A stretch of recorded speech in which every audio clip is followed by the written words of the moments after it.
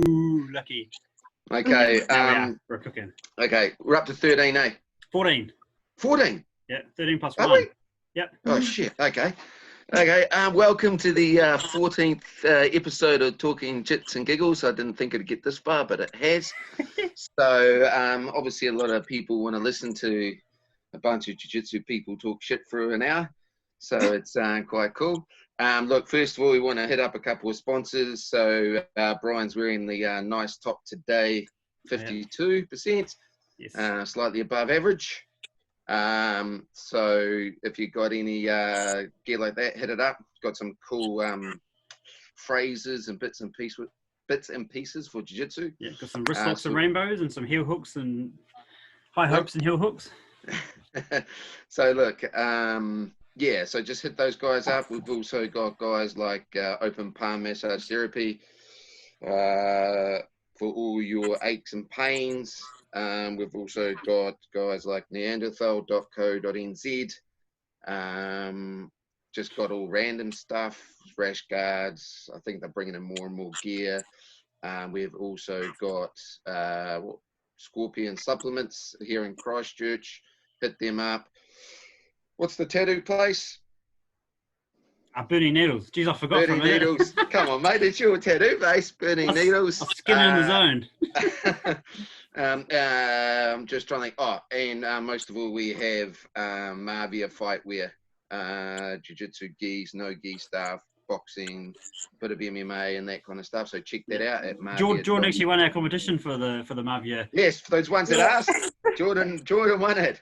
So hey, look, welcome to our 14th episode.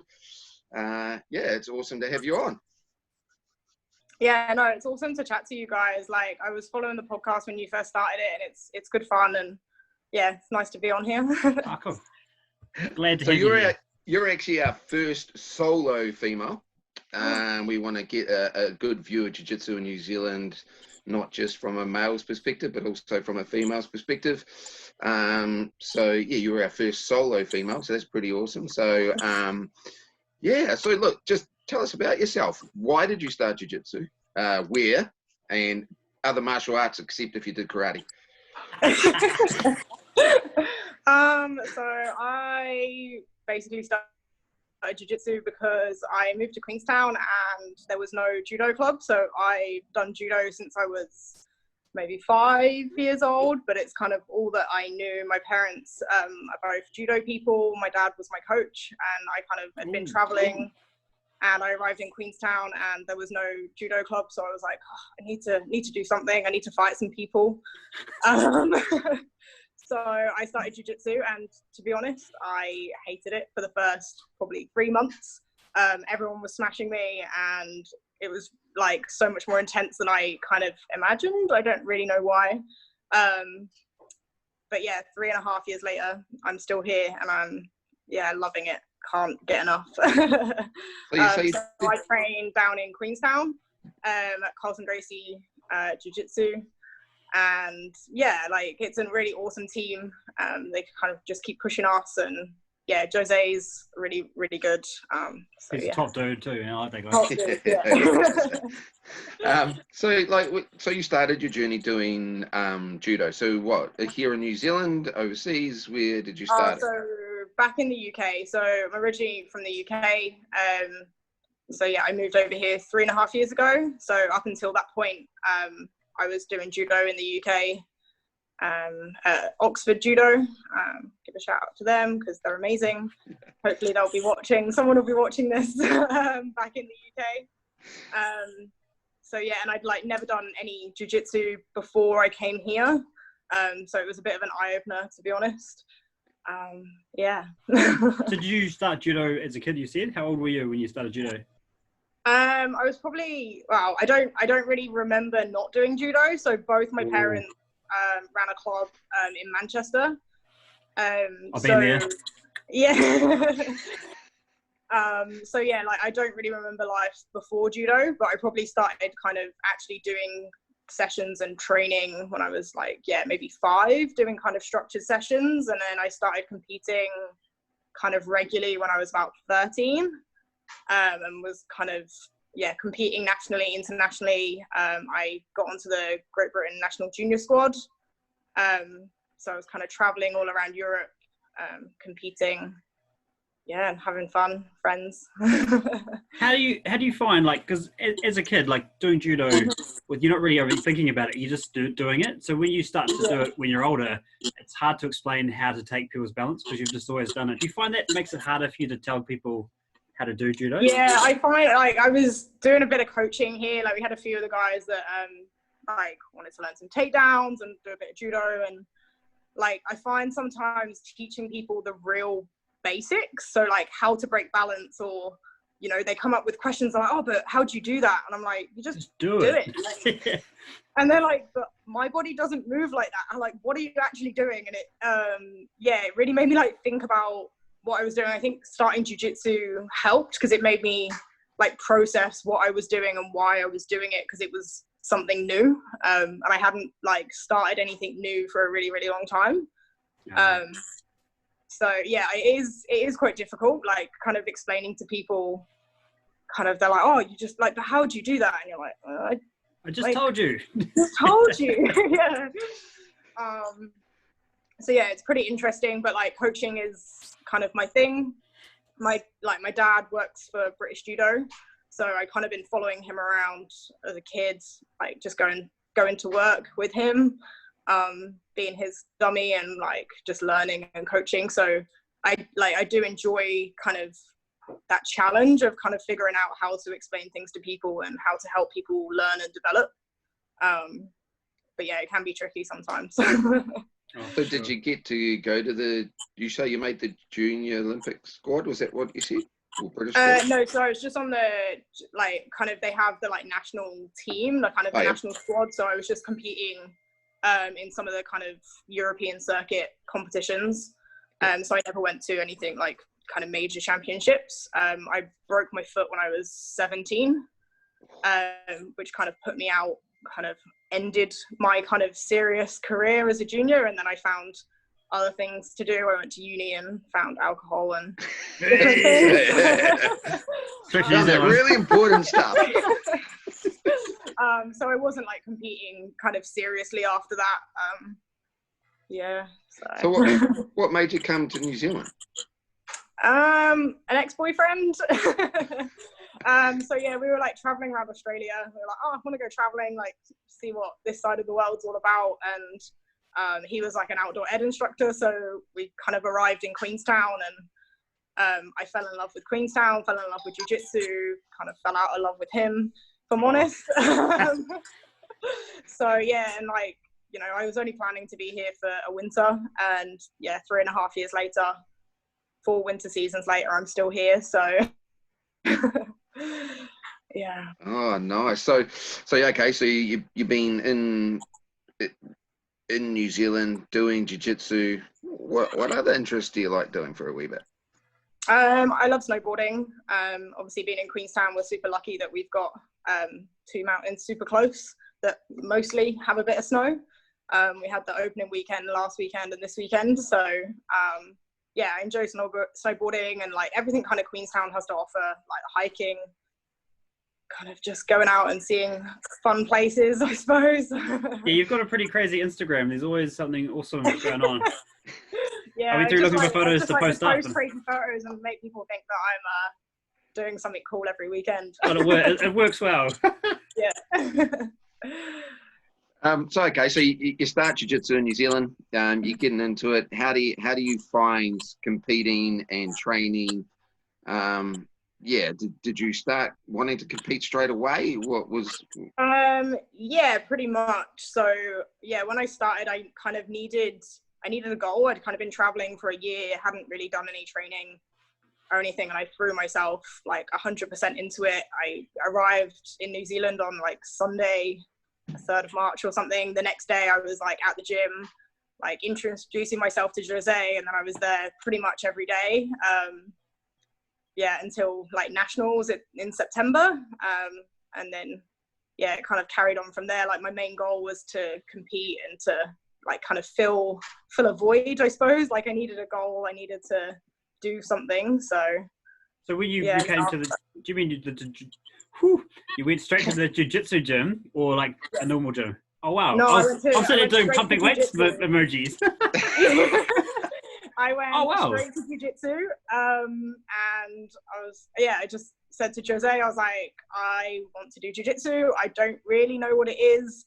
I'm probably going to be terrible. I was like super out of shape, really unfit, and yeah, I lost probably about 12.5 kilos in like 3 months. Wow! Did you lose a limb? Just by doing jiu-jitsu every day and yeah, just having a goal. It's funny what things can do. Jeez. So for yourself, you say you're a judo player, and then you're now doing jiu-jitsu. Which one do you actually prefer? The stand-up side or the ground side? I feel like my dad would kill me if he heard this and I was honest. No, like at the moment, I am really enjoying jiu-jitsu. Judo will always have a real big place in my life and in my heart. But yeah, right now, jiu-jitsu is my goal. You sound like you broke up with judo. Yeah. You've always got a place in my heart. It's not you, it's me. No, like I do miss it. I do miss training judo. But no, like jiu-jitsu, like the judo helps my jiu-jitsu massively. Like no one wants to stand up with me. It's not fair. But yeah, no, jiu-jitsu is my favorite at the moment, I would definitely say. Yeah, I found when I went to Ireland, I was the same. Like I went to do judo because I couldn't find jiu-jitsu, but then I ended up coaching, and I found learning judo from doing jiu-jitsu was I couldn't get it. Like you've got to open your arms up, and I'll spend all these years of closing myself off. But teaching judo players jiu-jitsu, they picked it up. It was awesome. They were just like sponges. Yeah, I think doing judo, you have like a wide range of skills, and you have to adapt so much to different styles. Like I suppose jiu-jitsu is the same, but like the kind of basic movements and not letting people get your hooks, keeping your space closed is kind of more general. Like judo, I don't know if we're just a bit more kind of gymnastic and athletic just with the style of kind of grappling, but I know quite a few like judo players who have just like picked up jiu-jitsu super quickly, and they're like back in the UK, they're like winning the Europeans and doing all stuff. I'm like, you only started like a year ago, like what? Whereas like I can imagine going the transition the other way, it's like so much harder. Judo's like a dance, I reckon. Judo is because you're making your partner do what you want them to do, and jiu-jitsu is the same, but I'm all about making them do traps or setting them up to make a move so I can snatch that arm, whereas in judo it's like I'll bring you across here because I need that leg, and I'll take you this way. Yeah, I just don't stand up, mate. It's way more fun. Even getting thrown is good fun. I can't stand up. My knees are that hatted. If I get hooked somewhere, I'll get twisted and I get thrown, so I just sit down.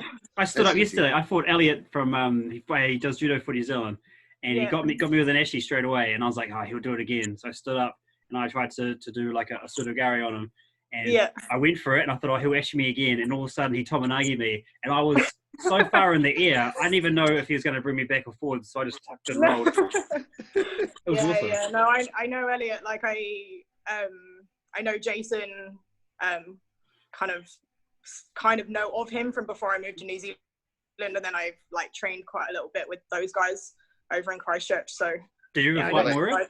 Elliot, like, it's, no matter what you do, it's like, there's going to be something, there's always an answer. Have you ever fought against Moira in judo? I haven't competed against her, but I have. I have once. I fought in nationals 2 years ago. Just smash her. And I had to fight her in the open weight, and she killed me. It's okay. She's very good. She's good at jiu-jitsu too. We're quite good friends. She's really awesome. Yeah. Well, they come down a wee bit now on Saturdays for our open match session, so it's helping us just as much as it's helping them. Yeah, for sure. We just hope they do a really good workout on a Friday.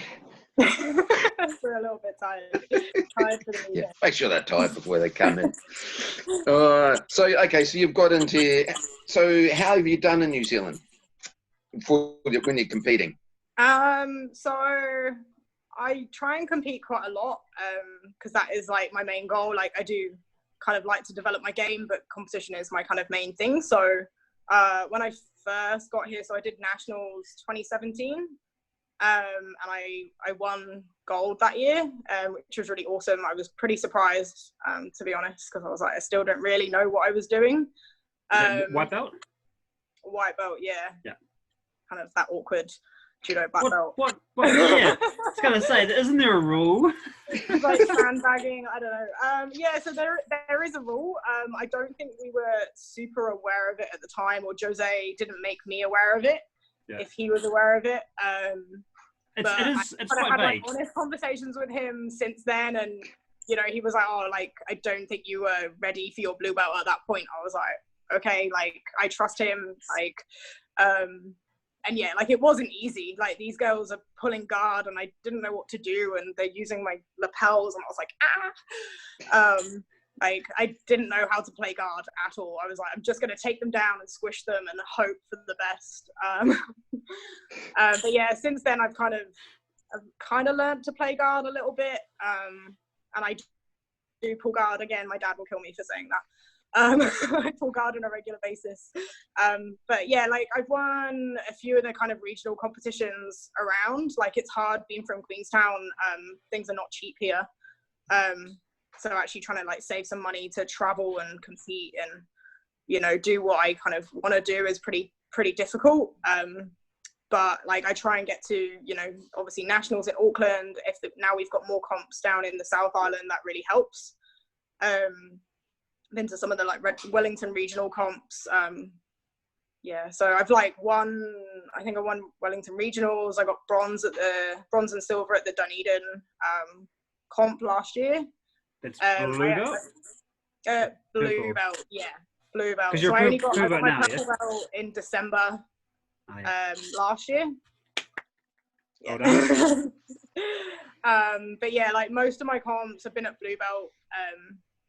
Yeah, so but yeah, I went to the Pan Pacifics last year and in 2017, which is really cool. Like, I really enjoy the vibe over in Aussie.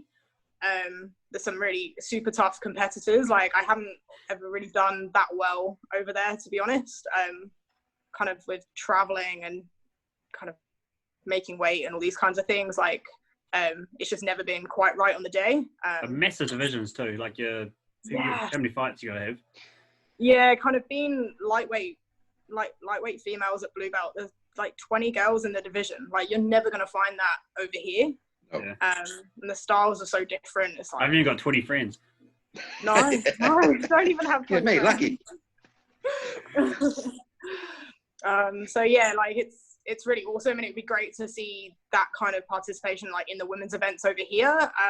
It's getting better. Every comp we do, getting better. it's getting awesome. Honestly, like, the blue belt division at nationals this year was absolutely stacked. I was gutted I wasn't in there. Like, I was like, oh no, not at nationals. The Oceanias in Auckland. Oh, cool.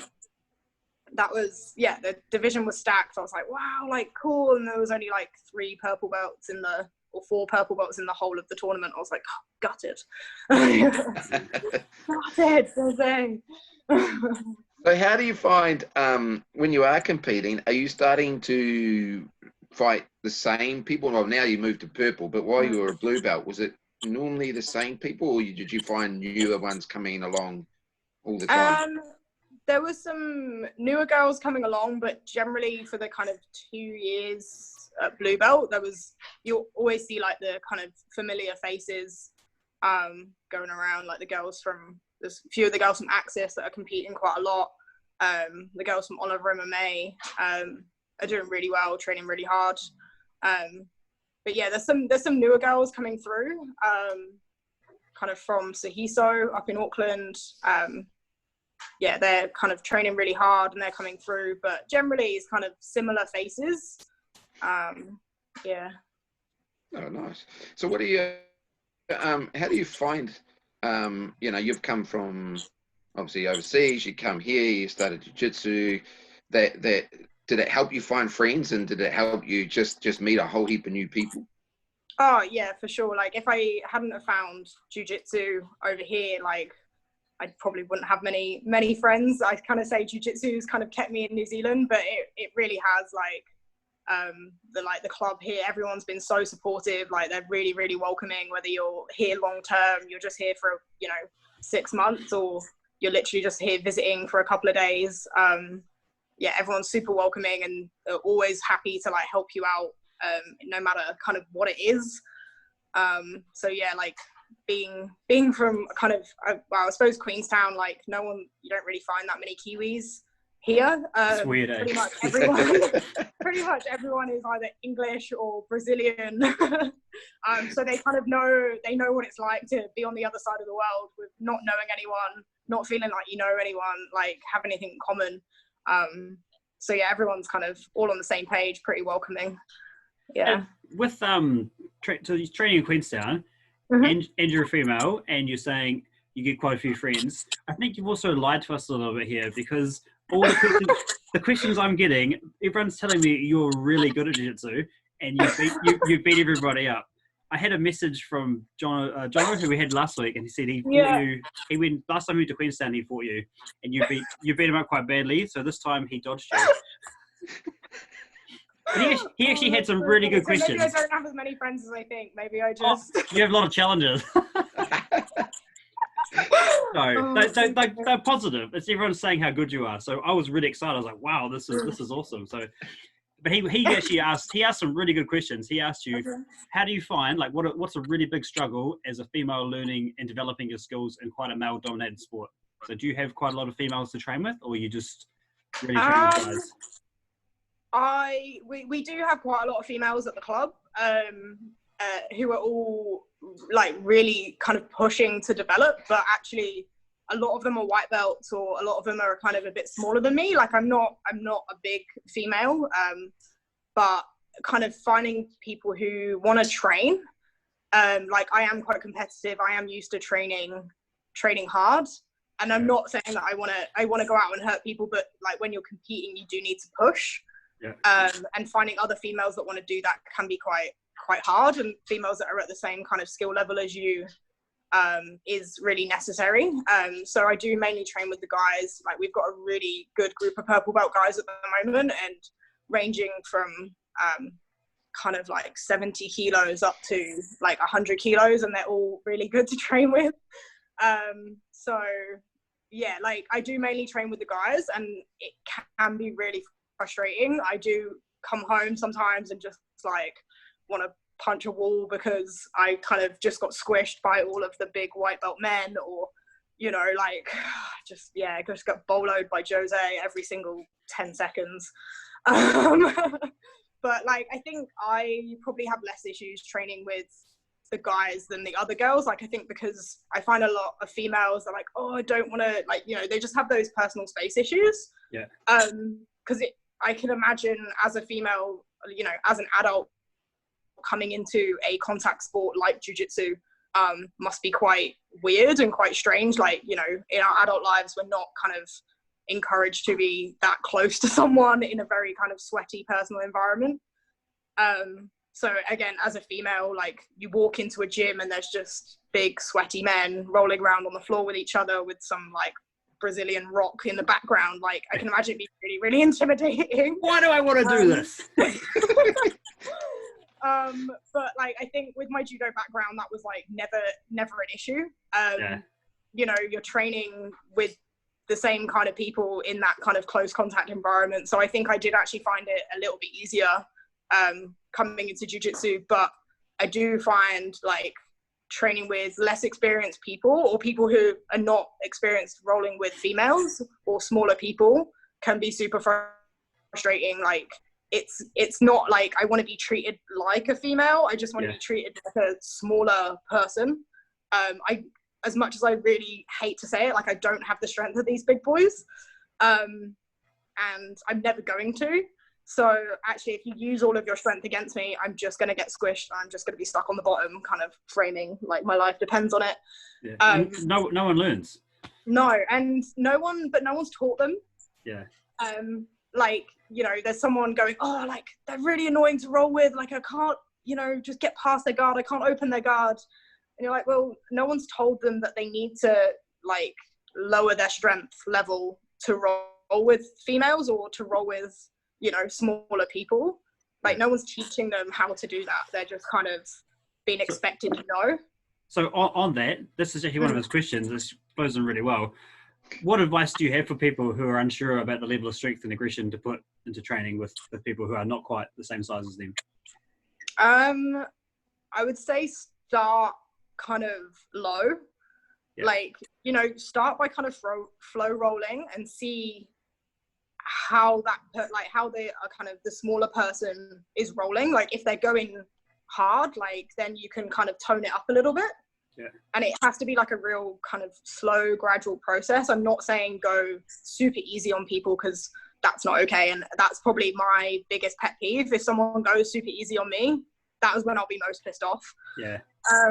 Like don't kill me, but don't let me win either. Don't let me do everything. That's not okay. Yeah. The thing is, find it a bit, patronizing.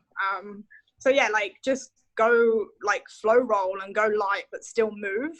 Yeah. And then gradually kind of increase the strength depending on how the other person is kind of reacting. I suppose it comes to the thing about, and I say it to my bigger guys because I've got some quite big guys at the gym, it's not about squashing. No. Don't just lay there because you aren't going to learn either way. You're not going to learn how to deal with a smaller person, and the smaller person is not going to be able to move because you just lay on your 130 kilos and you're just going to go. Yeah, like at the end of the day, no one learns anything. Like I roll with some of the guys, like some of the bigger white belt guys, and they've just spent the whole time like and like squishing me, and I get to the end of the roll and I'm like, okay, what did you learn from that? And they kind of like look at me really blankly, like what? I didn't tap out. What did you like? You know, what did you try? Like, what did you try to do on a smaller person that you couldn't do on the bigger guys? And they're like, I don't know, but they were in side control for 5 minutes. Sick, awesome. Yeah.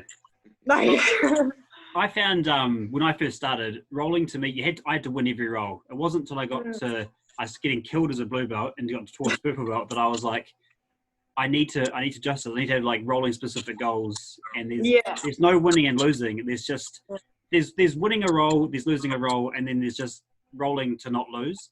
And it's like rolling to not lose is fine. You go home and say, yeah, pat myself on the back. I didn't tap out today, but like you said, lying there with a frame you got a on, massive back. Yeah. Leave me alone. But yeah, it's accepting it's okay to tap out. Oh, okay, so that's what happens if I don't frame across the arm and I push it that way, I get armbarred. All right, start again. I'll try it again. Don't do that again. Yeah, like what I tried to do at blue belt, I haven't done it well. I'm still kind of doing it a little bit as purple belt, but I kind of set myself a goal like each month or each couple of months. So like one kind of period of time, I'll be focusing on arm bars. And my goal is to get arm bars from any position. And then the next section is like, okay, my triangles suck. I can't do triangles. My legs are too short. Jose tells me I'm wrong, but my legs are too short. So I was like, okay, I'm going to choose triangles. Wrong angle. Either from guard or from somewhere else. And that was all I was looking for. And like recently it's been more kind of like Berimbolos. Jose went to Singapore and he went to the Mendez brothers camp. So he come back just like stoked for Berimbolos. So that's been like our thing for the last maybe 4, 5, 6 months, kind of before lockdown and stuff. And then at the moment, it's kind of like, I just want to take the back. Like, I want to take the back from anywhere, everywhere, and then work on my submissions from the back. I think that's really important to kind of like focus on something. Otherwise, you're just rolling for the sake of rolling, and kind of you learn the techniques that they do in class. But like, if you have no goal, then what are you doing? Like, I don't really. Yeah, definitely. It's I think it gets dangerous too. Like I was I was rolling with Moira, and first I've rolled with Moira in about 3 years, and we're literally talking about the same thing, like how some guys can like just rub the elbow on across someone's face, and I was sitting there and she trapped my arm, and I was like, right, I need to get my arm out. And normally, if I was rolling anyone else, I would have rubbed my hip across their jaw and sat across to here, and I was like, oh, I need to think of a better way to do it. So I framed across to here. And while I was trying to not do that, she armbarred me. And it was so bad. I was like, yeah, tap, tap, tap. But because I tried so hard not to do what I was going to do. So there's a fine line. It's going in and not trying to decide while I was already trapped. I think I need to have worked it out before I started rolling. Yeah. Still hurts, Moira, too, by the way. I mean, I'm probably a wee bit different to both you. I'm 100 kilos, so my size difference is a wee bit there. But one of the things that I tried to do all the way through it is really work. I always know, my brother always said to me, why would you not use your strength when a little person is probably twice as fast as me and twice as flexible as me? I learned that probably. I got told this because I was like, no, just use technique. Technique comes, but you've also got advantages with both of them. Oh, for sure. Even me, like I admit, like I do use my strength, I use my pressure, like whatever I've got, but you've got to use it in the right way. Like as long as you're using technique with the strength, like I say to the guys, like don't just muscle me around, like, but at the same time, use your strength. Like if you can't break my grip for an armbar, as long as you're in the right position, you've got to that position, then you can use your strength. Like that's okay. Yeah. I was in Hawaii and I was rolling a brown belt when I was over there. This little dude, he's probably smaller than Bryan. It must be tiny. Yeah, but he was like, we had a really good roll, and afterwards this is why I was saying it, because afterwards he said, I thought you would have a lot more holes being so big, but I said, mate, I'm used to fighting dudes who are 60 kilos. I said, if I give them an inch, they will take a mile, and then that's me, mate. He goes, you can feel it. It's all I have is the space that you sometimes leave. So like, how do you, or have you got any of your friends into jiu-jitsu? Like when a female, when a female walks in, like I've got 5 female students at the moment. What advice do you give them? Do you give them advice? If they come in, how do you help another female get past that perception of, geez, sweaty big guys, Brazilian in the corner? It's a hard one, because some people, they kind of come in and they're so kind of like in shock by the whole situation. It's like, okay, how are we going to get around this? The fact that they are probably, if they're the only, like, it's me and someone else, but there's all the rest is like, guys, it's like, okay, at some point they're going to have to, roll with one of the guys. And it depends on how comfortable they are with that. But I'll always try and like, take them, and it's like, okay, you can train with me and I'll help you until we get to rolling. And if you're not comfortable, then that's okay. We just like build into it. It is a close contact sport and it can be quite rough, but it doesn't have to be. Yeah, sure. And I think it's making it, comfortable at whatever level that person is at in terms of like getting into jiu-jitsu. Like, if they just want to do it for recreation and they, people are like, oh, I'm going to get injured. I'm like, you're only going to get injured if you roll with people that you don't trust. And there's enough people, including the guys, that, they do understand that and they know how to roll with the guys, and you just point them in the right direction of the people that I like, people that I trust. And, it's like, it's okay. This person is new. You can roll with them, but if you hurt them, I will kill you. I can be quite protective over the girls, like some of the boys know that I'll give them a bit of a bollocking if they hurt any of the girls. But yeah, it's just like, taking them under their wing, and if they're not comfortable with anything, they don't have to do it. I think a lot of them feel pressure, like once they're on the mat, that they have to do everything that everyone else is doing. It's the same for anyone. Like if anyone, the guys or the girls, whatever, if you don't feel comfortable doing it, like just tell someone, tell the coach. Like no one's going to have a go at you because you don't feel comfortable. No one's going to tell you you're wrong because you don't feel comfortable with doing something.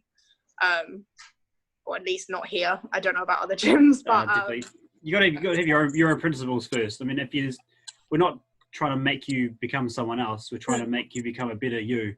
So if you're not happy to do it, find another way to do it that makes you happy or that makes you comfortable, or choose another path.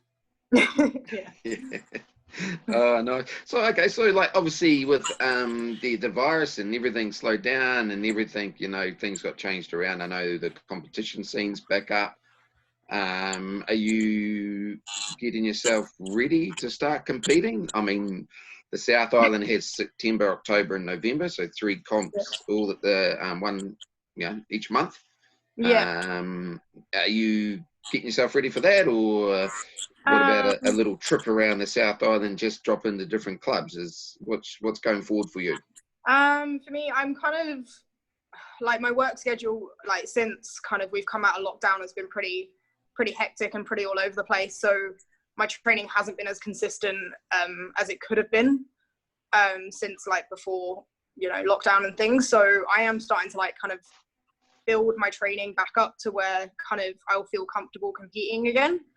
I am looking forward to the comps in Christchurch and Dunedin, and then we've got our one here as well in Queenstown. So I am going to start building back up. Like I was still trying to stay active over lockdown. I was doing some stuff at home, a little bit of running. We're doing some Jiu-Jitsu classes.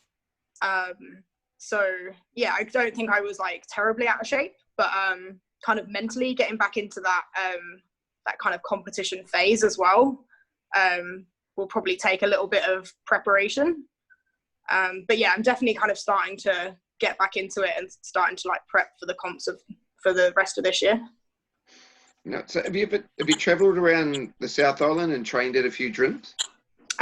Yeah, so I recently went to Checkmat up in Christchurch with Greg. I kind of went up for a few days. I had 3 days off work. So I was like, okay, I'm gonna go and I'm gonna train, just kind of get myself out of Queenstown for a little bit. So I've trained like with those guys for a few days, and I've like trained some judo over at Premier Equip with Jason. Didn't come see us though. Yeah, no, I only had 3 days. I didn't know.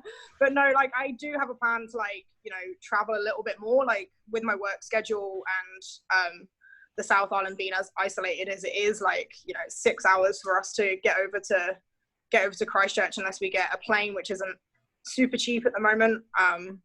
So it can be tricky, but I do want to kind of travel around the South Island a bit more and get some training in for sure. What do you do for a job? I'm a lifeguard at the event centre. Yeah, so watching people swim for a living.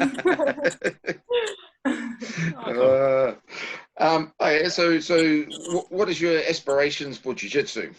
Where do you just want to go along the journey, or do you actually want to really build yourself up, start really competing overseas? Have you given yourself a goal, or at the moment you're just doing it?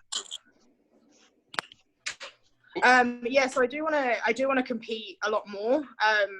So I had the goal this year of going to the Worlds in California, the IBJJF Worlds, but obviously that got cancelled. So damn it, you would have taken it out too. Yeah. It's just it just didn't happen. So they would have been your first comp at Purple Belt, would have been the Worlds. No, so I fought in the Oceania Open up in Auckland. Yeah, no, I wouldn't have done that to myself. I'll edit that out. Like, I'm not that brave. I was going to say, yeah. Cool. No, so that was the plan, but obviously didn't happen. So yeah, just kind of building up, like doing the national comps this season, and then as soon as we can kind of travel again, maybe if the Oceania's the Pan Pacific's in Auckland, maybe October, who knows, probably not. But yeah, I'd like to go to Australia and do a few comps over there. I know like Grappling Industries does a lot of comps over there. But yeah, like with the goal of like obviously just competing at Purple Belt a lot more, like I'm gonna probably have to travel a lot to get some matches under my belt at Purple. And then yeah, like Worlds next year is a goal. We'll see what's happening with everything, but yeah, that's kind of to compete at Worlds. I can't say medal, but that's obviously the goal. But yeah, we'll see. Yeah. Do you have any like any role models in Australia or anywhere else? Like I'm not really one to follow like kind of the jiu-jitsu scene. Like my main kind of inspiration role model is probably Fionn Davis. I met her. She's real cool. she's English. Oh no, she's Welsh. I lie. She's Welsh. Yeah. But like over in Australia, like I don't really know. Like I went to Olivia Giles's training camp over in Thailand, here in Louisa. So kind of I learned so much from them. So I suppose they are probably one of my role models in Australia. Yeah. The guys at Absolute MMA are doing amazing things. They've got a really good setup over there. So I'd love to go train with those guys, but yeah, at the moment it's just kind of my friends in Europe who are training really well, and yeah, kind of my role models. Just do jiu-jitsu. What you said before though about how you pull guard and your dad to be mortified. Fionn Davies said the same thing when she does, because she played judo for Wales, and when she no one stands up with her either, so she learned to pull guard as well. So she barely does takedowns. When she does, she does massive ones. But yeah, she finds it easier to pull guard because people just don't engage so much. I think it's really hard when people, as soon as people know that you're, they kind of mention the word judo and your name, like they kind of just go super stiff or they pull guard straight away, and it makes it really hard to actually get any points. They're just like, as soon as you kind of like, okay, go, and they just drop to the floor, and I'm like, oh my god, what do I do now? Hey, didn't she fight today? No, she fought last night. Grapplefest. Yeah. Grapplefest today. Did she win? Pam Portofiro. She didn't win. I'm not sure. She didn't win, but I don't know what the kind of. I haven't had a chance to like watch it yet. Oh, so. I started watching it today. I watched Jackson Was that Souza. On my one, was it? Yeah, I did. I logged in as you. I watched Jackson Souza and Dan Strauss, and then I watched the highlights of Fionn's, because I follow Fionn, and she was like jumping on the girl's back. But I saw. So that's an open weight one though, isn't it? Yeah. Because that other girl's massive. Yeah, she looked well, that's a lot bigger than what she is. Yeah. Fionn's quite little. Yeah. It was quite funny. I watched an old Gabby Garcia versus Marcela Garcia. And it was just talking about, and they rolled for like 5 minutes. She's 6'4". Yeah, she is huge. Man, I didn't realize she was that tall. She's massive. Scary females. I'm not that tall. I'm not that big. Oh my god, the idea of that scares the shit out of me. Oh yeah, I was like, no wonder then when she comes to the female division, let alone just a good grappler, but the size of it, holy crap. Anyway, sorry about that. I do digress. What about like Jess Fraser? Do you follow like what she does? Like if they do all the girls and geese camps and stuff in Australia? Yeah, I do follow. Jess was over at our gym. It was when I first started back in like late 2017. She came over and did a seminar. Like such an awesome person. I think she's so cool. Like such an awesome role model for like women's jiu-jitsu. Yeah. In Australia, obviously. And then, like, I know quite a lot of the girls here kind of follow her and, like, go to, I know Paula Takawa from our gym goes to a lot of her camps.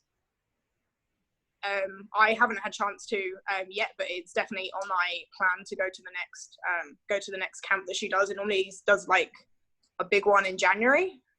Yeah, girls and geese. Girls and geese, like, on the beach, like, hires an island, and it looks like really, really good fun and really good vibe. So that's definitely on my list. If I can save enough money to do everything that I want to do. Yeah, that's it, isn't it? So I think are they doing the New Zealand version? Yeah, I saw that. They just advertised before. The NZ Girls Grappling ones, the one in Wellington? I'm not too sure where it is, but I did see something that it was on. Wellington, they use Combat Room, I think. Yeah. Okay, nice.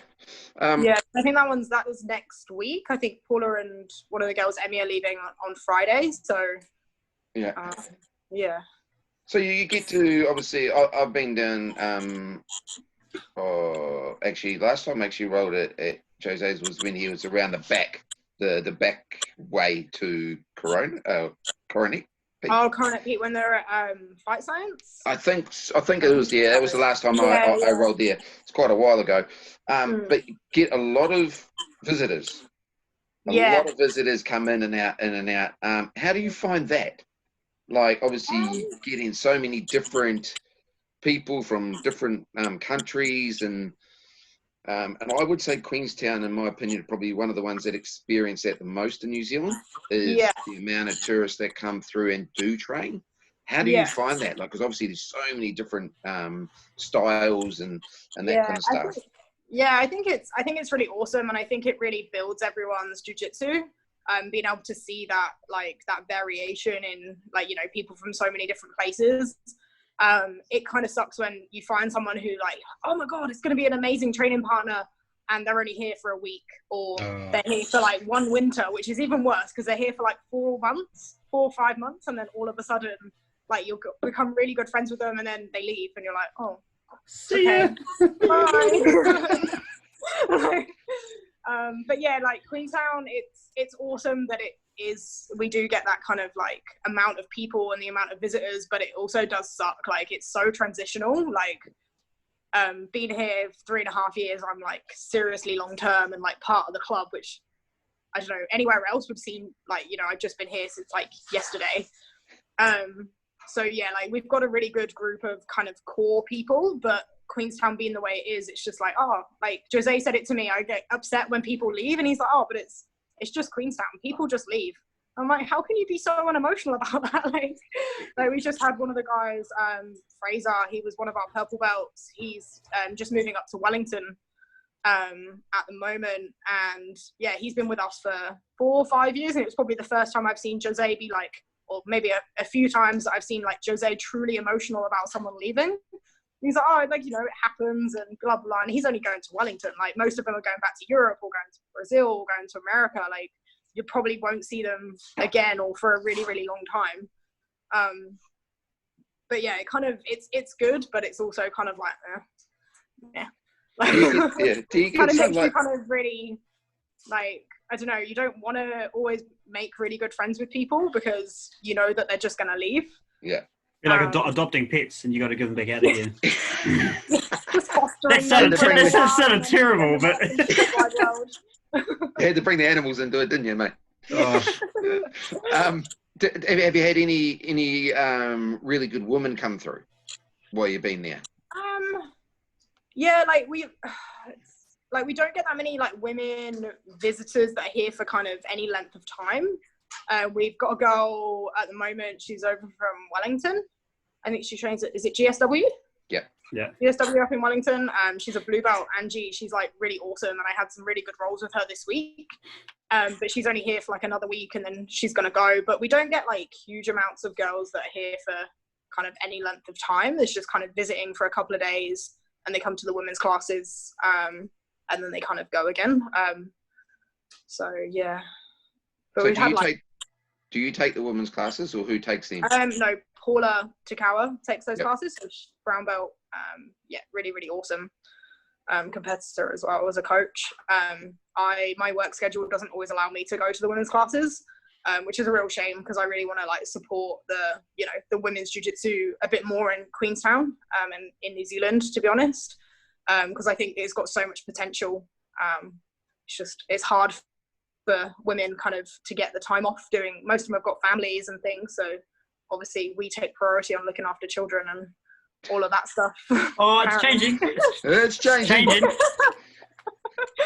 Especially at my gym, we've had a few people have babies lately, and the old fellas are at home with their newborns.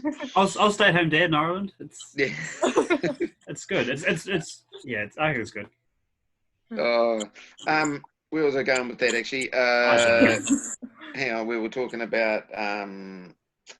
Great people coming through Queenstown, really good people. Yeah, then we were talking about the women's classes, and then we were talking about... shitballs. Okay, no, forgot about it. All right, it's gone. What? Can't remember it. Shit. I've got to say something. As soon as I think about it, I have to say it, otherwise I'll forget it. What aspects of your game are you working on at the moment? So you said back control before? Yeah, back control, kind of like armbars is my thing. I really enjoy armbarring people. What's your favorite armbar from where? From where?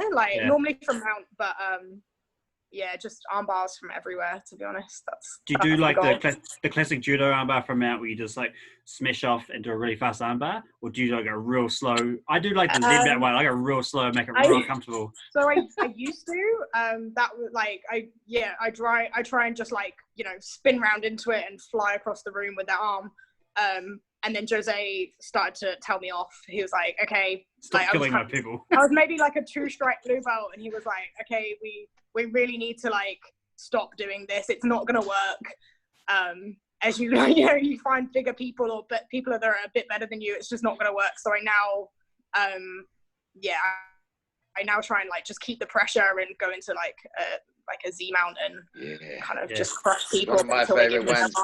I can't do it on Bryan that much because of his chest, but that's one of my favorite. Everyone else knows it is. And the tears. As soon as I get on mount, they're like, oh shit. Yeah. The Bryan's one of the lucky ones. I'm trying to kind of vary my submissions a little bit, get a bit more kind of range, because everyone knows that I like arm bars, so they're kind of getting good at defending them now. So I'm kind of trying to work on kind of kimuras or omoplatas a little bit more. So not a choke fan? Not massively. Really? Yeah. Everyone has to breathe though. Really surprised, like chokes from the back. I'm cool, like lapel chokes from the back. Like I do enjoy like a bow and arrow. Yeah. But yeah, no, like I can't triangle. I can't finish triangles. I'm sure Jose will give me a full lesson on triangles after he listens to this. But yeah, I just can't seem to finish triangles, and yeah, not a huge fan of like chokes in general. Just I struggle. I feel like I've got little hands and like. Do you even jiu-jitsu? You can't not choke people. Yeah, I try, but yeah, prefer arm bars, and I'm kind of getting into like the little bit of the leg lock game. Oh, nice. Yeah, like being in Thailand with Livia, like she was teaching us some of the heel hook game, which was really awesome. So I've kind of been trying to work on that as well, and nogi. So yeah, that's kind of. Yeah, we do. We've been doing legs for a wee while now, but we do them in gi and no gi, even though you're not supposed to in competition. Yeah, but it's still a lot of fun. Yeah, with the gi, you can hang on to them. Like, sorry, guys. It's like you said before, it's the trust thing. If you trust your partners and they trust you, you know exactly. You're like, oh, that should be hurting you. I'm just not going to go any further. Yeah, of course. Like you catch it and you kind of give them a cheeky side eye and like, yeah, I got it. Okay, we're cool. We'll roll again. And then you're croaking. Yeah, afterwards go point in your head, like. Yeah. But afterwards, they always go, oh yeah, I was really good at getting out of that one. It's like, yeah, okay. Hey, we're gonna probably, unless you got some more questions, Bryan. No, I was just looking at the time thinking, man, we could probably do this for like another half an hour. Oh, we probably could. I was so nervous that I'd have nothing to talk about, but. Oh, look, mate, you've done well, and it's really nice having you on. So it comes down to our last 5 questions. It's on you this week. Oh, God, I read the email. Apparently, it's on me this week. I can't remember, but anyway, we hit it. Well, I always go my standard: open guard or closed guard. Open guard. I was going to say playing on the ground and standing up, but you already know what you're going to say on that. Okay. Jumping guard. Eh? Jumping guard. Jumping guard. Yeah, that's it. Okay. Workouts afterwards. Protein or not protein? Protein. You're a protein person. Do you, outside of the gym, do you prefer swimming, yoga? What do you prefer? It's got to be swimming. I don't know. I just said that because she was a lifeguard. I like a bit of everything. I don't swim as much as I maybe should, but probably because I spend so much time around a pool. I don't want to be in a pool after work, but I do enjoy yoga as well. But yeah, lifting weights, a bit of everything, to be honest. Okay. Yeah. Favorite martial art movie? I don't know. I haven't really watched any. You know what? John Wick. No, I kind of avoided them when I was younger. I was like, no. I have seen John Wick. Okay, we'll stay on that one then. Hang on, I'm going to do one question too. What's your favourite throw in judo? Just take over, don't you? I didn't. I just interjected. For judo or for jiu-jitsu? Oh, both. Like strictly judo? So for judo, it would be uchimata. Yeah. Of course. And for jiu-jitsu, ouchigari. Oh, really? Yeah, I like that one. I tried it yesterday and got wasted. Yeah. Okay, last question. It's all right, mate. It's all right. Last question. Do you wash your belt? No, but it is in my washing pile at the moment, so I probably should. No. She did not. She does not wash her belt. Now, I've got to get a question. I'm going to wash my belt. What? Yeah. I like it. It's been in my bag for since I got it, and I need to. But have you ever washed your belts? Not often, but yeah, I have. Okay, I'll give that one. I lost all my stripes on my blue belt, and just before our grading, in December, and Fabio had to come over and ask me how many stripes I had. All of them! Got them all 8! All of them, 5 stripe blue belt for life. Look, hey, Dawn, thank you very much for coming on. I'm sure we'll see you around at competitions, or if not, just in Christchurch, or if we go down south to for any reason. Yeah, thank you very, very much. If anyone is watching and they are in Queenstown, please hit up Gracie, Carlson Gracie, Queenstown, or Wanaka. I think you've even got one in Invercargill. Invercargill as well, yeah. Yep. So if you're around at any one of those, make sure you hit them up. It's a good place to go and train. Got some really good people. Our competition, if I don't plug it, the guys will probably get annoyed at me. So King of the South 3 is happening November 14th at the Queenstown Event Centre. So it is the week before Nationals. But we think it'll be a really good like prep comp for everyone. Accommodation's pretty cheap, or cheaper down here at the moment. So it'd be really nice to see everyone down here. Yeah, I've already got students booked. Some of my kids are already there. I think a couple of the adults want to get down there as well. We've got more people from outside of our gym than we have at our gym kind of registered so far, which is awesome. Yeah. With the event centre, isn't that your work as well? The Queenstown Event Centre, yeah. At your work? Oh, yeah. Yeah, at my work. So work and fun does work together. Hey, look, well, again, thank you very much for coming on. Awesome. Thank you. Hope everything goes well for your training, and we will catch up soon. Awesome. Thank you, guys. Thank you. See you later. Thank you. See. What